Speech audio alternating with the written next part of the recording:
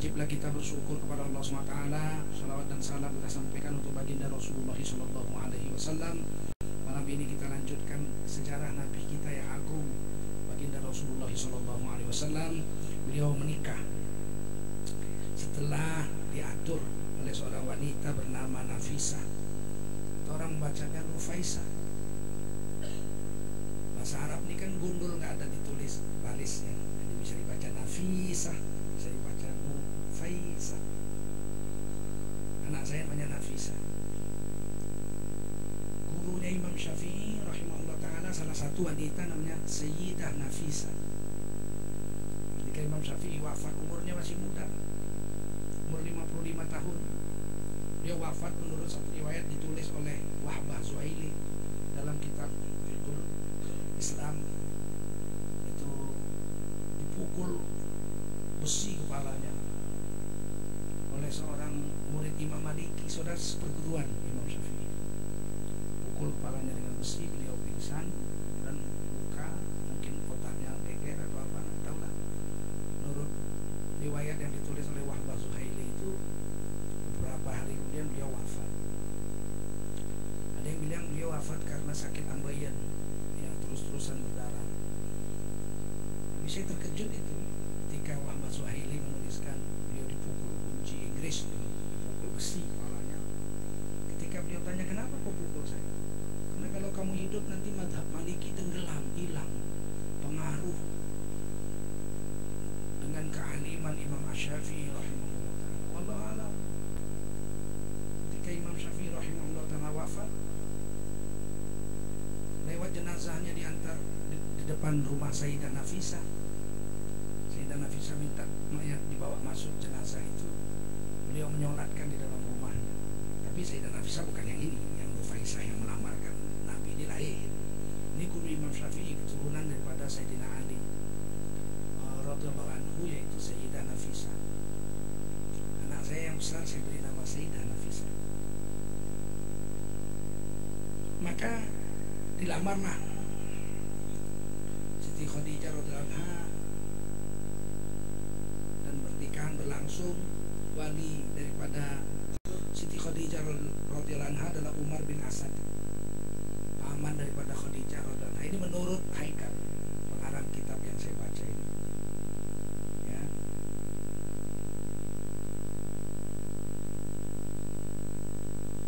Kenapa? Karena Khuwailid, bapak daripada ibunda kita Khadijah radhiyallahu anha, ini sudah wafat sebelum perang Fijar. Jadi sebelum perang Fijar, Rasulullah masih remaja. Perang Fijar masih umur 14 tahun. Bapak Sayyidah Khadijah, ibunda kita ini sudah wafat sebelum perang Fijar pecah. Hal ini sendiri telah membantah pendapat yang mengatakan bahwa bapak ibunda Khadijah yaitu Khuwailid menolak Rasulullah SAW. Karena ada sekarang disebarkan cerita bahwa Nabi mau nikah dengan Sayyidah Khadijah ibunda kita ini, bapaknya Khuwailid menolak karena Nabi keluarga miskin. Nabi keluarga miskin, paman yang membesarkan Nabi Abu Thalib juga miskin. Jadi Nabi dari kecil sudah kerja menggembala kambing. Upahnya itu untuk membantu makan keluarga Abu Thalib. Program itu sudah kita bahas dulu lagi waktu Nabi masih kecil. Sehingga Abu Thalib itu kalau makan didulukan Rasulullah makan. Satu nampan itu Rasulullah dulu, tapi Rasulullah nggak mau. Sehingga Rasulullah itu selalu makan belakangan dengan Abu Thalib setelah anak-anak yang lain makan. Sayyidina Ali, abangnya Haris, abangnya lagi yang ganteng Ja'far bin Abi Thalib, yang sama Nabi seperti pinang di belah dua. Ja'far bin Abi Thalib itu dengan Nabi seperti pinang di belah dua, ganteng sekali, mirip. Rasulullah dengan Sayyidina Ali nggak mirip. Sayyidina Ali tidak tampan dibandingkan Sayyidina Ja'far radhiyallahu.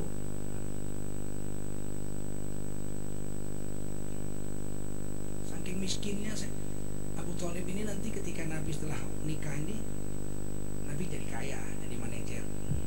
Harta Khadijah itu yang urus Rasul, dagang ke Yaman, dagang ke Syam, manajernya Rasulullah. Rasulullah nggak pernah dagang lagi, sekali aja. Umur 25 dagang, dapat upah unta muda. Kemudian beliau nikah dengan Khadijah, ibunda Khadijah nggak ngasih Nabi kerja, jualan, pergi ke Syam Syam. Nabi cuma atur-atur.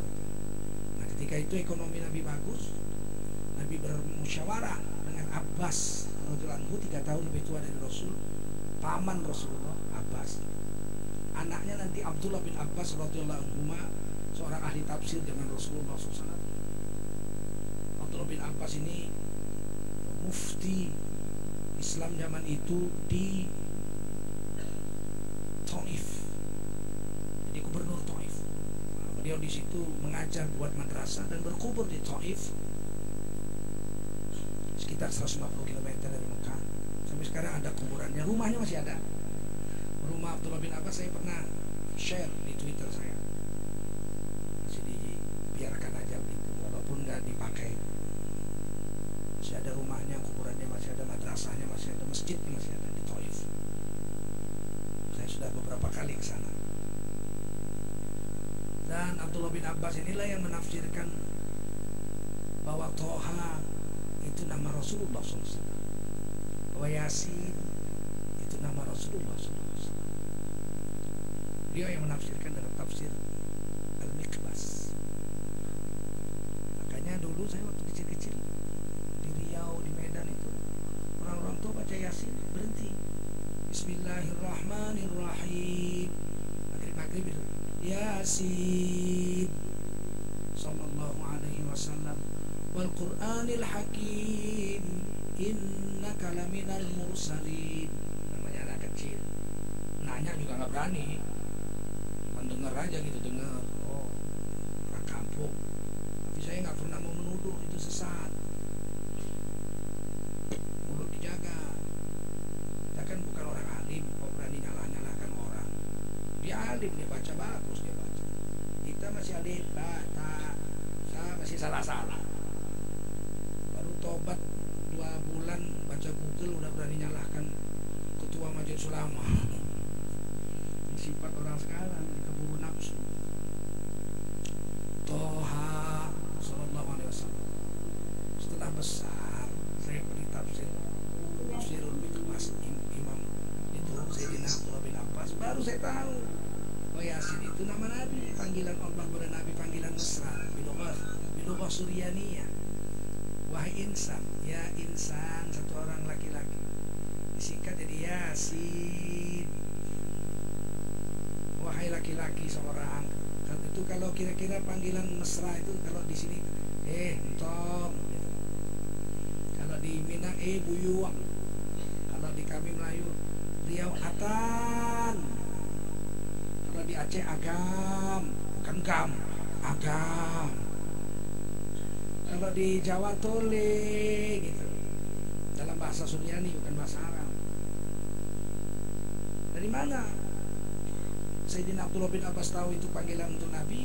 Dari ayat setelahnya, wal Qur'anil hakim, demi Quran yang hakim, innaka, sesungguhnya engkau. Siapa? Yasin.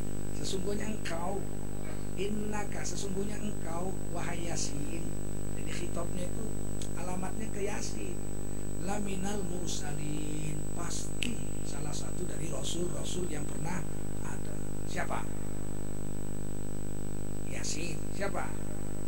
Rasulullah sallallahu alaihi wasallam. Itu yang bilang Abdullah bin Abbas, bukan saya. Saya apa? Bukan ahli tafsir. Yang kedua Toha sallallahu alaihi wasallam. Dari mana tahunya Abdullah bin Abbas itu Nabi? Dari ayat setelahnya, ma anzalna alaika, tidaklah kami turunkan Quran ini kepadamu. Siapa? Toha. Litashqa, untuk bikin susah. Oleh ulama NU, ini saya dengar dari Gus Dur langsung pada muktamar NU ke berapa, tahun 31 atau 30 gitu lah ya. Ya 130, 32, saya memang kalau tahun susah mengingatnya saya. Nama satu lagi itu, nama murid-murid saya itu wajahnya saya tanda, namanya saya nggak tanda. Itu kelemahan saya, minta maaf saya. Bukan sombong, nggak, memang saya lemah. Kalau Kiai Haji Jainuddin MZ sangat kuat menghafal nama murid-muridnya. Kalau saya enggak, apa kabar gitu. Saya tanda wajahnya sudah. nama, wah repot saya menghafal-hafal. Tak maaf, saya itu kelemahan saya. Nah, kata Gus Dur, ada ulama besar dari Jawa Timur waktu muktamar itu membacakan sholawat Badar untuk pertama kalinya. Salatullah salamullah ala toha rasulillah, salatullah salamullah ala yasin habibillah. Itu bukan karangan ulama NU.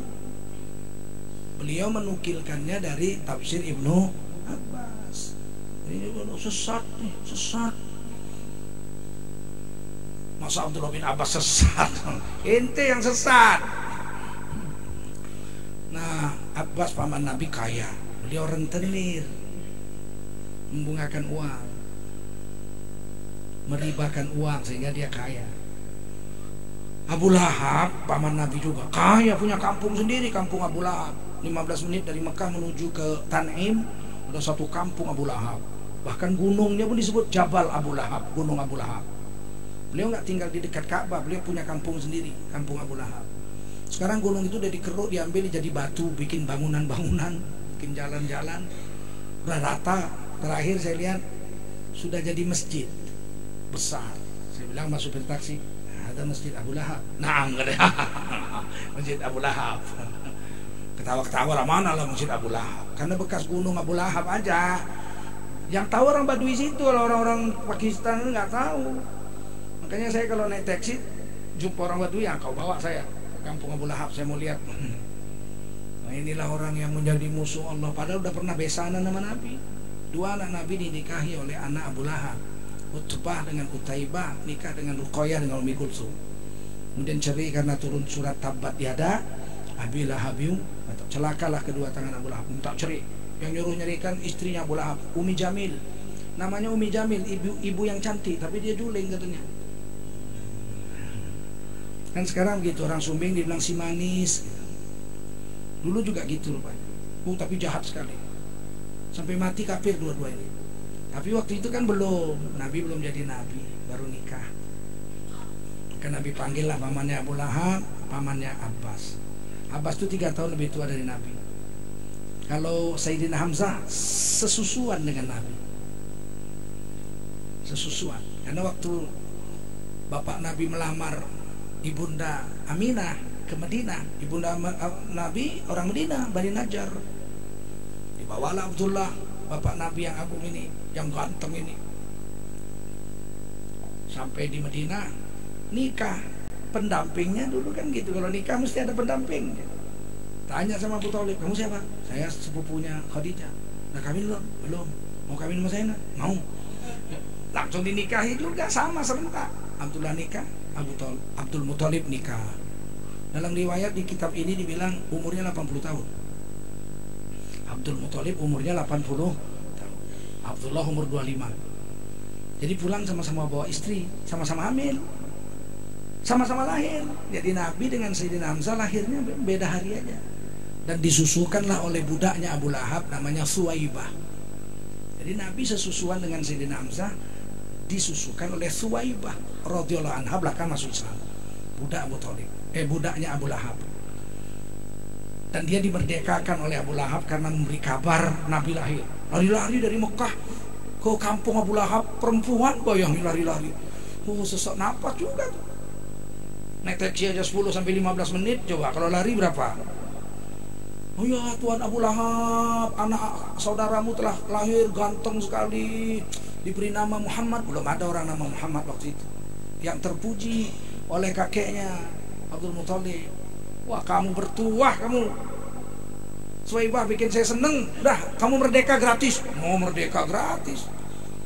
Terus kamu susukan ponakan saya itu ya, dikasih upah. Jadi Nabi sesusuan dengan Sayyidina Hamzah, makanya akrab sekali. Seumur, sepermainan. Cuma Nabi terus dibawa oleh Ibunda Halimah Sa'diyah ke pegunungan Bani Sa'ad, dan di sana dipelihara sampai usia 6 tahun. Setelah 6 tahun pulang, dibawa ke Madinah jalan kaki sama ibunya, jalan darat. untuk kenal paman-pamannya, bibi-bibinya, sepupu-sepupunya baginda Rasul, pulang 150 km kurang lebih dari Madinah, ibunda wafat di sebuah tempat namanya Abwa dan dikubur di situ sampai sekarang. Pulang dari Madinah itu umur 6 tahun, Rasulullah sudah yatim piatu, diambil sama kakeknya. Tentulah satu rumah dengan Sayyidina Hamzah, betul nggak? Satu rumah dong. Sayyidina Hamzah masih umur 6 tahun juga. Siapa yang melihara? Bapaknya dong. Siapa bapaknya? Abdul Muthalib. Nabi serumah dengan Sayyidina Hamzah waktu umur 6 tahun itu. Makanya mereka akrab. Ketika Abu Lahab, Abu Jahal menghina Nabi, Nabi disakiti. Abu Jahal lagi mabok dengan kawan-kawannya dekat Ka'bah. Sayyidina Hamzah dengar, didatengin, dikasih tahu, Hamzah, saudaramu, keponakanmu itu yang kau sayangi itu, Muhammad, disakiti sama Abu Jahal. Tadi lagi sholat di masjid dikasih isi perut unta, dipukul. Datang Sayyidina Hamzah, Abu Jahal, kau ganggu keponakan saya. Dipukul pakai busur, bocor kepalanya Abu Lahab berdarah. Biar kau tahu ya, saya sudah masuk Islam. Padahal belum. Saking sayangnya dengan Nabi, memang sesusuan dan memang pernah tinggal serumah. Tapi dari saudara-saudara bapak Nabi yang kaya itu Abu Lahab dengan Abbas. Maka Nabi musyawarah setelah nikah, gimana kalau anak Abu Thalib yang miskin itu kita bagi, mengurangi beban makan. Ya udah, yang ganteng saya ambil. Jadi memang Abbas itu langsung ambil yang paling ganteng, Ja'far. Yang ganteng saya ambil. Haris yang besar diambil Abu Lahab. Dan yang paling kecil yang nggak ganteng, Sayyidina Ali radhiyallahu anhu, diambil Nabi. Tapi gantengan Sayyidina Ali juga dari saya, walaupun dia nggak ganteng. Nggak ganteng dibandingkan Rasulullah dengan Sayyidina Ja'far. Banding kita jauh ganteng Sayyidina Ali. Badannya kekar. Nah, Rasulullah itu bersatu rumah dengan Sayyidina Ali sejak umur 8 tahun. Ketika Abdul Muthalib wafat umur 8 tahun, Nabi udah tinggal di rumah Abu Thalib. Tentulah beliau itu satu rumah kan dengan Abu Thalib. Sehingga anak-anak Abu Thalib itu, ya teman Nabi ya akrab, tinggal serumah. Umi Hani yang perempuan tuh, kalau ada hadis Umi Hani itu anak Abu Thalib tapi Islam. Sebegitu akrabnya Nabi dengan keluarganya.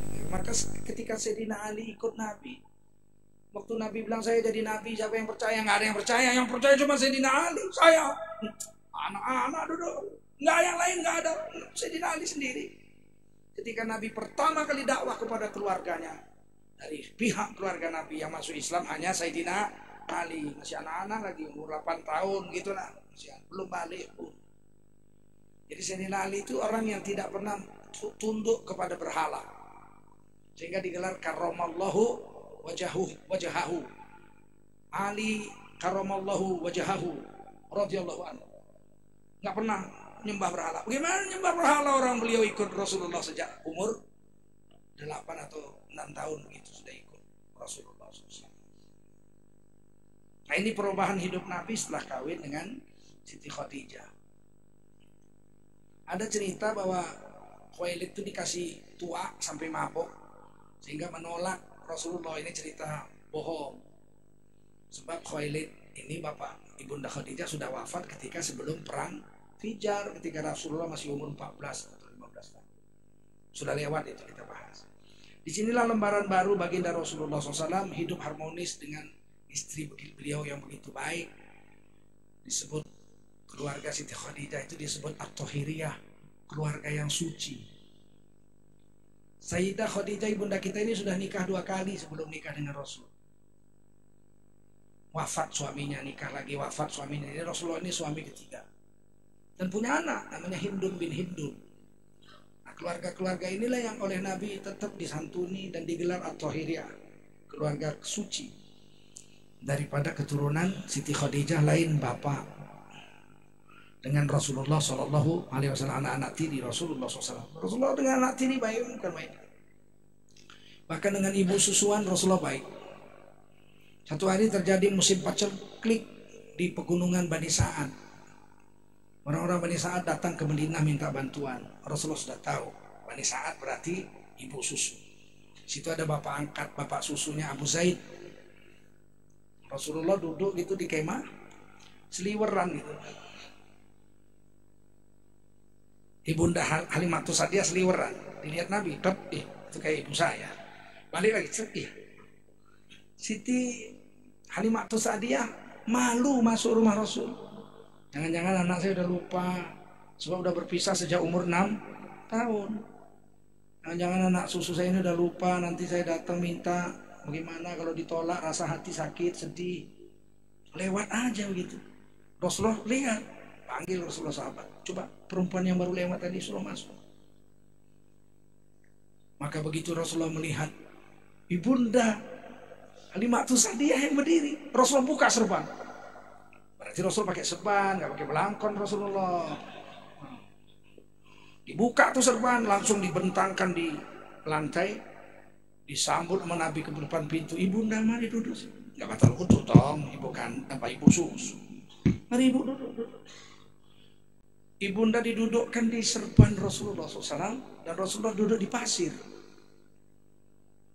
Ibundanya duduk di serban, Rasulullah duduk di pasir. Ta'zim Rasulullah. Ada apa ibunda datang sini? Apa kabar keluarga di sana semua? Kami susah makan nggak ada, paceklik. Rasul bilang, ambil makanan dari persediaan kita, beri secukupnya untuk pegunungan Bani Sa'ad. Mereka adalah saudara saya sejak kecil dan saya bermain-main dengan mereka, belajar bahasa Arab di sana di pegunungan Bani Sa'ad. Ibunda jangan segan, kalau ada apa-apa datang sini. Saya anak ibunda juga, masya Allah. Kita lihat Rasulullah sama ibu susuan aja begini. Bagaimana kalau yang datang itu ibu kandung juga? Mungkin ditobrok sama Nabi kakinya langsung. Wah, ya Allah.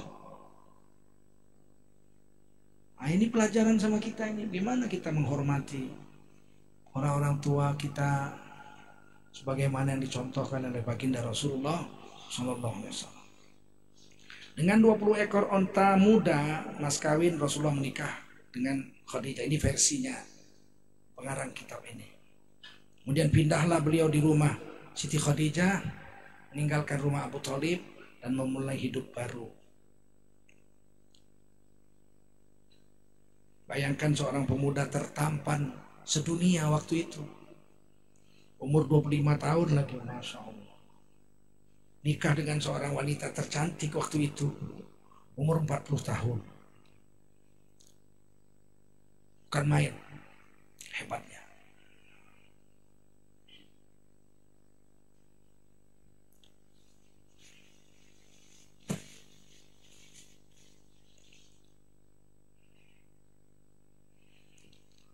Oleh karena itu kita yang hadir dan pendengar semua, kalau anak kita mau nikah sama janda jangan marah-marah. Rasulullah aja nikah sama janda, kok kita marah-marah? Nggak terima aku. Kau sekolah sudah S3, pulang-pulang cuman jandanya kau dapat. Nah, kalau janda kenapa? Rasulullah aja manusia teragung sealam jagat raya nikah dengan janda kok, betul nggak? Betul nggak? Nah, jadi kenapa kamu marah kalau anak kamu semua nanti nikah sama janda? Yang penting kan solehah, betul nggak? Buat apa gadis pun kalau dicekeknya leher kita? Untuk apa?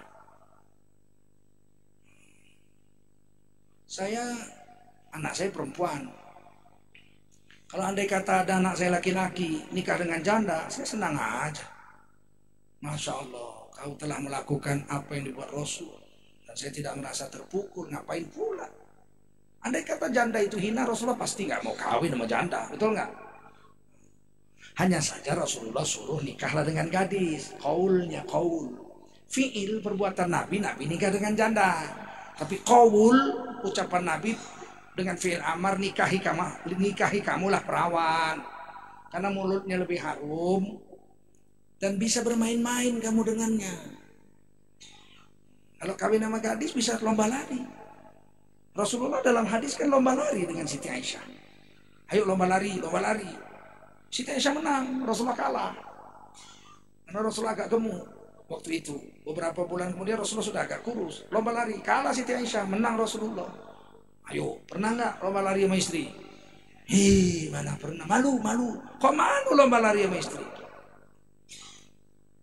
Kalau gadis begitu, bisa dibawa lomba lari, bisa dibawa sembunyi di balik pohon bunga, cing cing cing cing cing cing cing cing cing cing cing dung dung dung dung dung.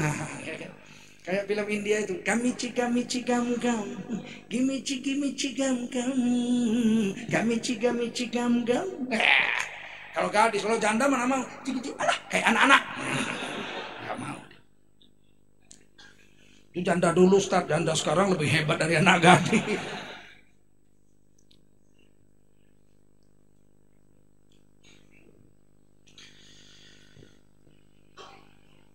Dari perkawinan ini baginda Rasul mendapat beberapa anak, laki-laki dan perempuan. Anak beliau yang paling tua namanya Al-Qasim. Al-Qasim. Maka Nabi digelar Abul Qasim pakai alif lam. Bukan Abu Qasim, tapi Abul Qasim. Dan tidak boleh orang dapat gelar Abul Qasim kecuali Rasulullah SAW. Rasulullah melarang. Pernah datang orang, siapa kamu? Kata Rasulullah, Abul Qasim. Abul Qasim itu gelar saya, kata Nabi. Tidak boleh orang lain pakai gelar Abul Qasim. Abu Qasim boleh. Abul Qasim, Rasulullah SAW saja yang punya gelar. Yang kedua Abdullah, yang digelar At-Tahir. Ada yang menggelarnya lagi At-Tayyib, yang baik, yang bersih, Tahir. Dan Tayyib, baik, bagus. Pastilah anak Rasulullah bagus, ya enggak? Bayangkan Rasulullah itu laki-laki tertampan sedunia saat itu. Ibunda Khadijah adalah wanita tercantik sejazirah Arab waktu itu. Dari dua pasangan yang tercantik dan terganteng ini nikah, anaknya kira-kira kayak mana? Sedangkan cucu cicit Nabi aja ganteng. Paman guru saya Sayyid Muhammad Alawi Al-Hasani Ibnu Hasani Al-Maliki, anak daripada kakek guru saya Sayyid Alawi Al-Maliki, pernah datang ke Medan, masih belum nikah, masih muda, masih bujangan. Ketemu guru saya Syekh Al-Hafiz Azra'i Abdul Rauf. Ya Allah, gantengnya orang. Saya lihat ini manusia, bagaimana ini gantengnya, ya Allah. Ini baru cicit-cicitnya Nabi 14 abad. Bagaimana lah kira-kira Sayyidina Hasan Husain ya. Aduh, ibu-ibu kalau jumpa Sayyidina Husain mungkin pingsan lah ya. Nah, Sayyidina Husain seperti Rasulullah Sallallahu Alaihi Wasallam. Sayyidina Ja'far seperti Rasulullah Sallallahu Alaihi Wasallam. Saya pernah jumpa cicit-cicitnya Sayyidina Ja'far dari Taif, datang ke Medan, doktor gelarnya, dakwah jemaah tabligh. Waduh, gantengnya bukan main itu baru cicit-cicitnya Sayyidina Ja'far. Bagaimana ini yang Abdullah yang digelar At-Tahir, At-Tayyib ini? Abdullah yang bersih, berarti kulitnya bersih sekali, kemerahan. Dan Tayyib, puas dipandang. Dua, sayangnya anak Rasulullah tidak panjang umur, dua-duanya wafat. Ada yang mengatakan 4. Al-Qasim lain, Abdullah lain, At-Tahir lain, At-Tayyib lain. Wallahu a'lam, tapi saya memilih 2. Al-Qasim dengan Abdullah wafat. Kalau sudah azan bilang saya ya, kita sholat isya dulu.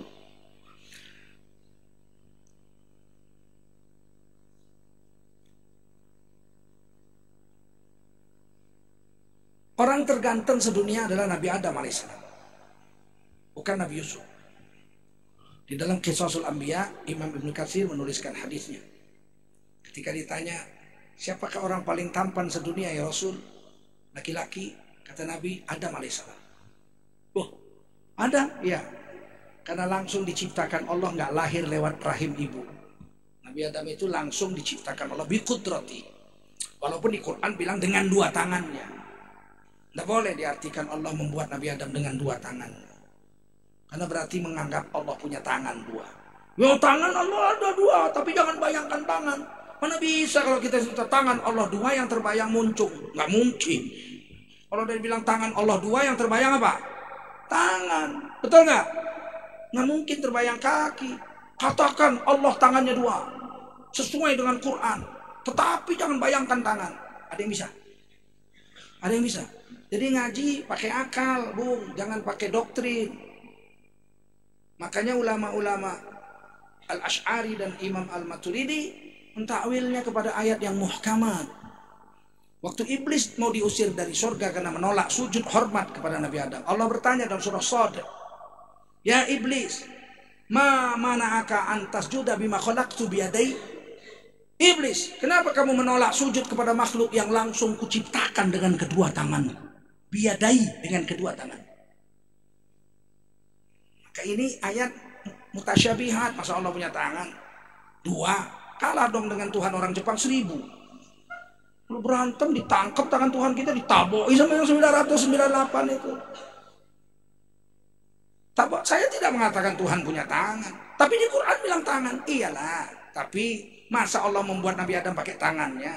Kan ada surah Yasin, innama amruhu idza arada syai'an ayyaqula lahu kun fayakun. Kalau Allah mau jadikan sesuatu, Allah tinggal perintah aja jadi. Serentak dengan perintah Allah jadi, maka jadi. Nggak perlu Allah pegang tanah kubur kayak istri kita bikin kue bolu itu kan, campur keringet dikit ya kan.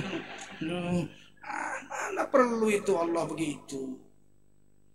Apalagi di ayat lain ada mengatakan Allah bukan tangannya 2. Ayat lain, wassama abanainaha bi'aid. Wassama abanainaha bi'aid. Dan langit itu diciptakan Allah, dibina Allah, dibentuk Allah dengan banyak tangan. Bi'aidin. Nah sekarang saya tanya, tangan Allah 2 apa banyak? Repot. Ulama salaf mengatakan, saya tidak tahu, serahkan sama Allah. Nanti di hari kiamat aku baru tahu apa yang dimaksud dengan tangan. Itu pendapat ulama salaf. Kalau ulama khalaf, mutakhirin, Imam Bukhari, Imam Nawawi, yang lain, ditakwil. Allah menciptakan langit dengan kekuasaannya, biqudratihi. Paham? Kalau dia mau jadikan langit, dia tinggal perintah kun, maka jadilah. Nah, itu hebatnya ulama-ulama tauhid kita. Saya udah jelaskan begini masih dibilang sesat juga. Aduh, nggak apa-apa kalau yang bilang sesat si fulan. Asal jangan guru saya bilang saya sesat. Kalau guru saya datang dalam mimpi, Tengku Zulkarnain, kau sesat. Allah, saya makan pun udah nggak selera itu. Apalagi Rasulullah datang dengan marah dalam mimpi saya, Tengku Zulkarnain, kau telah sesat. Aduh, tidur pun mungkin nggak nyenyak lagi saya seumur hidup. Tapi kalau si fulan sesat kau. Apa? Sampai mulut mundoer lah.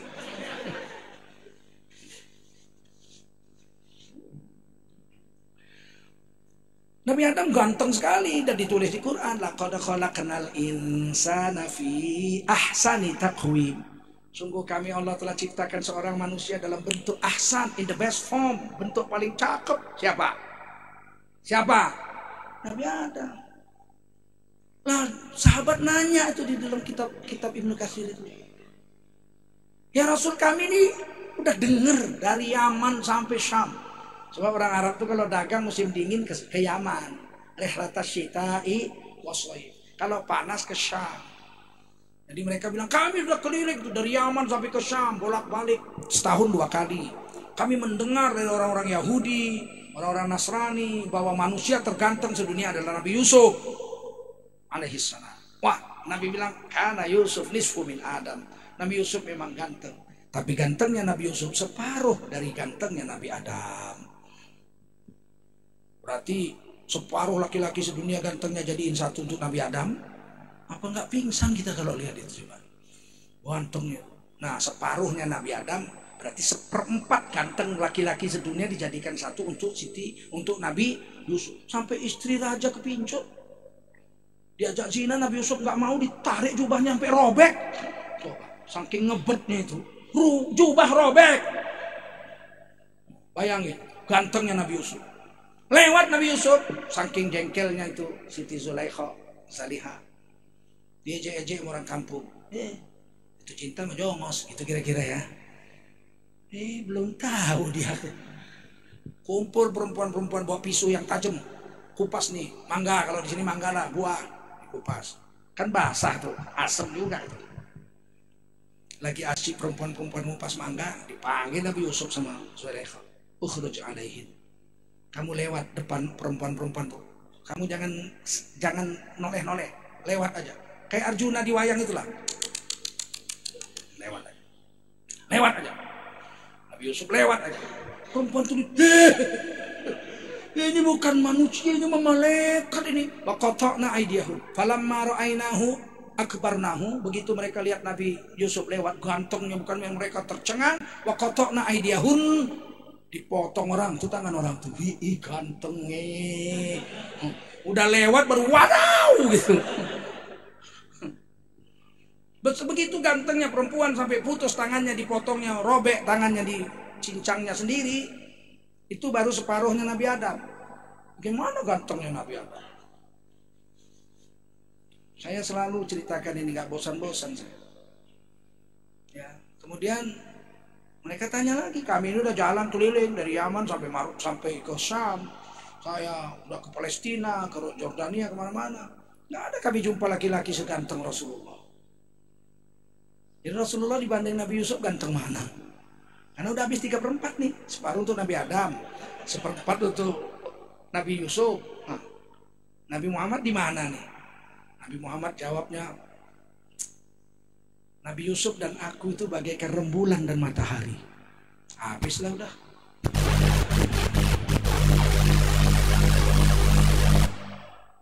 Separuh untuk Nabi Adam, 1/4 untuk Nabi Yusuf, 1/4 untuk Nabi Muhammad. Makanya kalian gak ada yang beres. Sisa-sisa. Wallah sok ganteng. Sok ganteng. Paman guru saya Sayyid Muhammad Alawi, gantengnya luar biasa. Udah tua pun saya lihat masih ganteng. Apalagi Rasulullah SAW. Siapa yang pernah bermimpi jumpa Rasul? Aduh, memang gak ada cacatnya. Sampai lekuk-lekuk hidungnya, lekuk kupingnya, rambut bergelombang besar-besar, kening lebar, gigi rapi, ya Allah. Gak ada bosan-bosannya lihat Rasulullah. Saya udah lihat bintang-bintang film Indonesia, Tukul misalnya kan. Ya.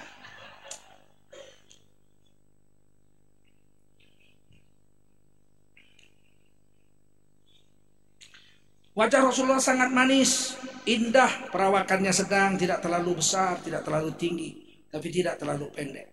Bentuk kepala beliau besar, berambut hitam sekali, dan keriting lurus. Ikal, namanya bahasa kita apa? Bergelombang rambut Rasulullah. Dahinya lebar dan rata. Di atas alis beliau lengkung dan lebat sekali. Jadi Rasulullah alisnya ini lebat ini. Siapa namamu? Furqan, Habibullah, nih alisnya tebel. Kalau saya alisnya tipis. Saya kayak ibu saya, bapak saya alisnya golok. Dibilang orang alis golok karena alisnya memang bapak saya ganteng sekali alisnya. Tapi saya dengan bapak saya memang ganteng bapak saya. Iya, bapak saya orang Melayu asli dari Kesultanan Serdang. Kalau saya kan campur Cina, jadi masih ada keturunan Cengho. Bapak saya lebih ganteng dari saya, cuma lebih besar saya dari bapak saya. Bapak saya perenang, penembak juara 2 di PON bapak saya dapat piala. Terus penembak tepat waktu perang dibawa oleh Teguh Nurdin, keponakannya, sepupu saya, bapak dari Gubernur Sumatera Utara, Tengku Eri Nuradi, sama yang abangnya dulu Tengku Rizal Nurdin, itu keponakan saya kalau secara tutur. Bapak mereka namanya Kolonel Tengku Nurdin, berjuang melawan Belanda sampai mengungsi ke Lau Pakam, perbatasan Aceh Tenggara. Sini Lau Pakam bahasa Karo, seberang sana bahasa Aceh Alas, namanya Lau Sigala. Lau Sigala dan Lau Pakam. Saya sudah beberapa kali ke sana. Menantu saya orang situ.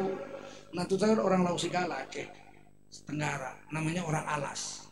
Orang Jawa pernah sana jadi tentara, nikah, pulang ke Jawa bilang sama bapak ibunya, aku arek kawin, Pak, Bu, wis oleh jodoh nak, wis. Wong apa? Wong alas. Aduh nak, apa rene wong sing apik, kowe kok kawin karo wong alas. Wong alas itu maksudnya orang hutan. Uduk mah iki wong alas ayu. Wong alas itu sukune alas. Saya menantunya orang alas, hafiz Quran, sekolahnya di Thailand Selatan. Yang pertama yang paling tua. Bapak saya di situ. Belajar nembak. Menembak tepat. Memang sedih. Waktu itu rusak banyak sebesar-besar sapi. Ditembak, dah, mati. Seneng, dapat rusak. Dimasak enak-enak pakai kelapa. Pas mau makan nggak ada beras. Aduh, udah digulai enak, dikari enak-enak. Akhirnya makan rusa pakai singkong, pakai keladi. Aduh sedih, bapak saya cerita susah. Jadi saya anak pejuang juga. Gubernur sekarang Tengku Edi Nuradi itu ponakan saya lah kalau secara tutur. Kami sekolah SMA 4, saya kelas 2, dia kelas 1. Yang sekarang, kalau yang dulu Mayor Jenderal Tengku Nurdin, dia tamat SMA, saya masih belum masuk SD. Tapi kami secara tutur saya pamannya. Kami bukan penjajah. Kami ini anak pejuang, paham? Jadi kalau jadi presiden pun saya boleh. Boleh nggak? Cuman siapa yang mau milih? Dan saya nggak mau. Saya sudah janji sama ibu saya, sampai mati saya tidak akan terlibat politik dan tidak menjadi pejabat negara. Saya mau jadi guru saja, pesan ibu saya begitu. Dan berikan hak orang-orang pribumi nak. Jangan kau ambil hak orang pribumi. Itu pesan ibu saya. Sebab ibu saya anak Cina. Meskipun bapak saya orang pribumi asli. Jangan ambil hak pribumi nak. Kalau kau bertengkar sama pribumi, kau ngalah. Yuk, saya bilang saya pribumi, saya Tengku saya. Iyalah, tapi mamamu bukan orang pribumi nak. Beri hak pribumi lebih dari hakmu. Maka saya kalau bertengkar soal duit, ngalah saya. Ambillah. Nggak mau saya bertengkar. Dia pribumi. Cuman kalau saya sakit hati, nanti di akhirat kau pulangkan. Rasulullah agak kemerahan, tepi-tepi mata beliau putih, agak kemerahan. Tampak lebih menarik dan kuat. Pandangan mata beliau tajam dengan bulu mata yang hitam pekat. Dan hidung beliau halus dan rata dengan barisan gigi yang bercelah-celah. Jadi gigi Nabi tidak rapat. Gigi Nabi itu ada sela-selanya. Sehingga tak mungkin mulut Nabi bau. Cuma nggak ada tai gigi di situ. Kita kan bau kan karena gigi rapat, ada tai gigi. Paksa dibersih-bersihin pakai benang. Kalau enggak ya bau. Istri bilang, bau kata istri kan. Nah, kita bersihin pakai benang. Kalau Rasulullah memang giginya bercelah-celah. Ya, luar biasa. Leher Nabi panjang dan indah. Dadanya lebar dan kedua bahu Nabi bidang. Nabi kuat ya. Waktu perang Khandaq ada batu dibikin paret, ada batu besar. Kalau kita bilang batu sebesar gajah lah. Diangkat nggak bisa, dipukul nggak mau pecah. Akhirnya bagaimana nih paret harus selesai, perang hampir terlaksana. Nabi diaduin sama sahabat, ya Rasul ada batu nggak bisa dipecahkan, diangkat juga nggak bisa, sedangkan paret harus dibuat. Nabi turun ambil tongkat, dipukul sama Nabi pakai tongkatnya, remuk itu batu berkeping-keping. Jadi Rasul kuat. Nabi Musa juga batu ditampar sompel, tapi Nabi dipukul dengan tongkat itu, batu yang menghalangi paret pada perang Khandaq hancur berkeping-keping di tangan Rasulullah SAW. Nabi berjalan agak condong ke depan dan melangkah cepat. Langkah Nabi cepat dan pasti. Jadi nggak ada Nabi itu jalan lihat-lihat gadis orang, wow, wah nggak ada. Rasulullah jalan condong ke depan sedikit dan cepat. Saya kadang-kadang ditegur orang, bapak kok jalan cepat? Diam aja saya. Tentulah kita kepingin kayak Rasul. Masa kita kepingin kayak Rahwana? Rahwana kalau jalan itu ratusan meter burung udah terbang. Binatang-binatang udah minggir, orang udah minggir. Karena dia kalau jalan kan berteriak. Ya siapa yang mau dekat orang kayak gitu? Kalian pun gitu kalau sambil jalan ribut-ribut. Rahwana kalian. Dan Rasulullah tuh kalau salaman dengan orang, dipegang tangan orang dengan dua tangan, dan Rasulullah memandang wajah orang yang menyalaminya dengan dua tangan Rasul. Begitu. Rasulullah nggak pernah naik onta bagi-bagi makan dilempar-lempar gitu, nggak pernah. ngelempar-lempar paket dari dalam mobil, dari dalam unta. Kita nggak pernah, Rasulullah nggak pernah. Sudah, kita azan dulu salat Isya ya, insya Allah. Baik, kita lanjutkan selepas salat Isya berjamaah.